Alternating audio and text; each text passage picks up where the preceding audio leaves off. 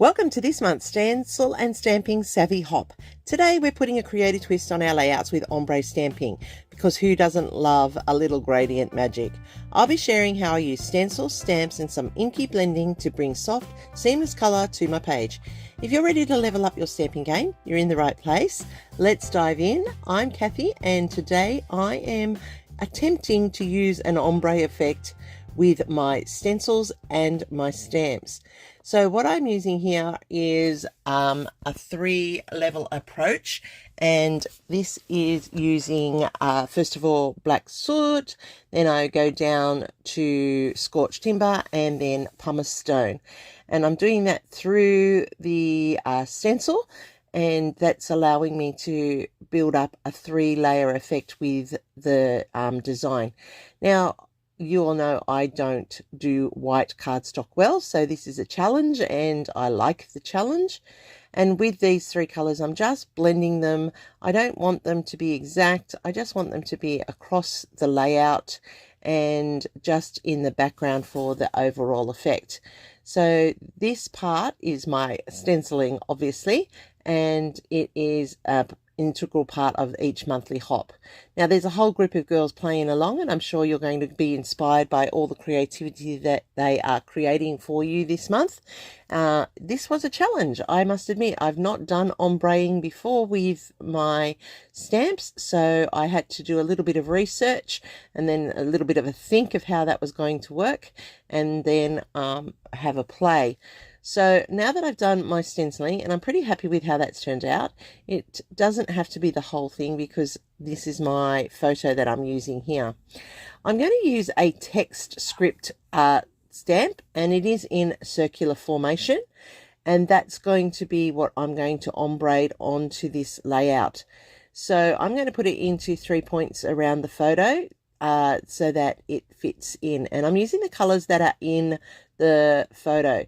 So I'm starting off with a very soft pink, which is the, let me see which one it is. It is the worn lipstick. So I'm using that oxide. Then I'm moving into wilted violet, and then I'm finishing off with prize ribbon. And then that's allowing me to have a 3-tone ombre effect of my stamping here.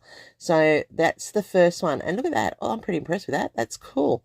I did not think I was going to be able to do it. I don't know why I didn't think, but I just had to have a play. So once again, I'm cleaning off my stamp here so I can start again with the lighter color first. Then I'm moving into the medium tone, and this doesn't affect your stamp pads this way. And then I'm finishing off with the dark. So they're the 3. You can see them clearly on the stamp there. I'm just placing them onto the layout and making sure that I'm getting a fairly even press across that stamp. And there you are. Oh, I like that effect. It's very cool. All right, so I'm just going to do a 3rd one again. So once again, start with the lighter shade. That's really important. Then bring in your middle shade to about 2/3, and then the last third with the darker shade. And I love how this ombre's down, and it looks so cool. And when you put it onto the layout, it just makes that little bit of an extra touch. And I do like how that has come together all on here. Now I have just chosen to do 3 of this one, and then I'm going to also add 3 smaller ones, but I'm going to ombre them with the blacks. So that means I'm going to use the pumice stone, I'm going to use the scorched timber, and then I'm going to use the black soot. I'm just cleaning this one up a bit so I can put it away, and then I'm bringing in my next stamp that I want to use. And this one here is like a little nature postage type of stamp thing, and it's got the word love in the corner. So I'm going to use that one first. I did pull a second one because I thought I might use it, but I end up not using it today. So I'm putting in my pumice stone for the whole thing. I'm putting in the scorched timber for 2/3 and the black soot for the final third. And now I'm going to see how this one turns out. This one I've gone across the stamp instead of down it. Oh, look at that. That's very clever. Like it. Oh well, that might become a bit of a feature in the future. And then I'm doing it again because I like to do mine in sets of 3 or odds. So I could do 3, 5, 7 or 1. I really do tend to follow the odds rule. And there I put that in. And that looks so effective. That's very, very clever. I honestly did not know what I was going to do with my ombreing. I had to watch a few videos of how they did it, watched a few different people do different things, and I felt this one was a technique that I was able to follow and do, and I'm glad I've had a go at it. So there's all my stamping here, and that's added onto my layout. So I've done my stenciling and I've done my stamping. Now I can get to building this layout for today. I'm going to take off a 1/4 inch around the layout. And then, of course, you all know I like to have my frame. So I'm putting in a 1-inch black frame. And then I'll use the rest of that black cardstock to do some matching of my photo later. Now that I've done that, I have this beautiful checked gingham plaid layout paper that you can see here in the colors that are in my photo. And I'm actually going to do a little bit of weaving with these. And so I'm just going to distress the edges to give a bit of texture, and I'm using my distressing tool and I'm running it down both sides of each strip, and I will go off screen and do the rest. You don't need to watch that. That takes a bit of time. Now that I've cleaned that up and done all of those, I've taped them all up ready to go. I'm taking a 1/4 inch off each strip so that they fit within the frame that I've set up on the layout. I could have left them and run them over the layout, but I decided not to this time. I'm just going to sit them within the frame. And then I'm going to get started. So I put the bottom one down first to about 3/4 of the way because I'm going to, as I said, weave this one. And the first one's going over, so that means the next one's going under, and that's why I didn't put it all the way down. And I'm going to tuck it in there, and I want it to be a bit of a tight weave so that it's not taking up so much space but is present on the page. And I'm popping this one over the top. So there's the 3 going across. Now going up vertical, and now I'm doing my horizontals. So that means this one's got to go under, over, under, over, so that you get that weave happening. And then I can put the vertical strips down after this horizontal is done. So now I have put the 3rd one in place, and you can see that I now have got that corner set up for a place to land the photo. And that's how this is coming together. And I just love the colors. They do reflect the photo, as you saw earlier, and they reflect in the colors in my stamping and stenciling as well. So nothing is overpowering the other, and I just like how it's all blending together. So now that I've done that, I can add a little bit more detail, because you know what I'm like, a little bit more is always best. And so I'm going to add in some stamped stitching across the strips just for some more detail. So I'm putting some more stamp, but I'm doing them in the solid black. I'm not doing that in an ombre for this part.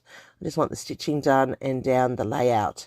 So it does look effective. It looks like I've pulled out the machine, which I have not, but the stamping makes it a little bit of a more detail to the layout, and I like how it just adds that little finishing touch.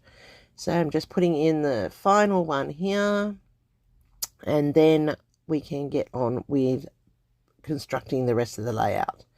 Now that's just another little bit of detail, just a little bit of an extra finishing touch.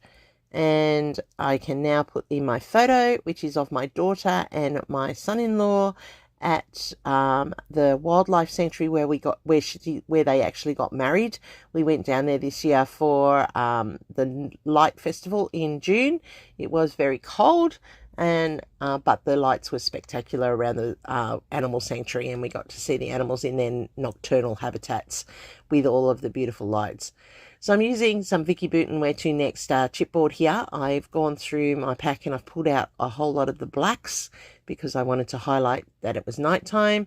And I'm just I'm trying to keep the design pretty simple, and because the stamping is a feature, and I'm just layering them up across the layout so that it looks like a tumble of hearts and stars, because I just wanted to highlight really highlight this photo because I do like this photo of them. It's a nice photo. And I'm building up a little cluster point down here in the corner of this photo where I have added in a camera and the star and the heart. Off screen now, I went and put everything down. I did add in some butterflies, which were the colors of the photos, to bring out some more of that color. I put in a few more extra stars and a couple of more hearts that I fussy cut from a printable from a Scrapper Sketch. And now I'm just putting in some word phrases around the layout to finish it off. And I just love the simplicity of it, and that hint of stamping around the page makes the color just smooth right across, and it's nice and subtle, and it doesn't overbear the layout, but it's there and it captures the colors from the photos. And I think this has turned out to be such a pretty layout. Wasn't sure how the stamping was going to go. I'm pretty happy with the stamping. I'm going to add in my Nuvo drops here in the crystals. They are in a blue crystal. I do love Nuvo drops. They do finish off a cluster perfectly. They also allow for that visual triangle to be easily set up. So that's what it's looking like, and I do believe that I like ombre stamping. Who would have thought it? Not me. Not when I first started, because I had no idea what I was doing. But there you can see how it has brought that color into the layout. It has added that little bit of extra. The ombreing through the stenciling also has made a difference and added that very cute little effect in the background, like the sparkles of the lights from the light show. And I just love how this turned out.